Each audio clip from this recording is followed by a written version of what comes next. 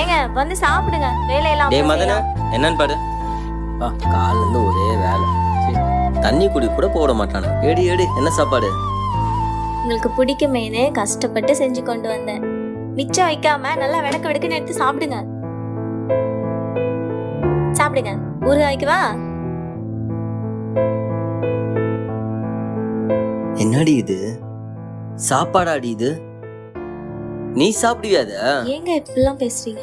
நீயே திருப்பி நீயே சாப்பிடு வீட்டுல. உங்களுக்காக தானே கஷ்டப்பட்டு சமைச்சு கொண்டு வந்தேன். நொட்டு போடிங்க இருந்து வந்துட்டாங்க இருந்து கூட எதுவும். டேய் போடா அப்படி.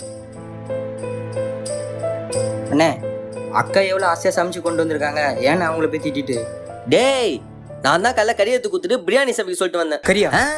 மொத்த பிரியாணி ஒரே ஆள உட்காந்து தின்னுபிட்டு எனக்கு பழைய சோறு, அதுவும் எப்போ முந்தானித்து வச்ச பழைய சோத்துல அட்மாஸ்பியருக்கு 4 பச்சை மிளகா குத்தி எடுத்துட்டு வந்து கொடுக்குறா.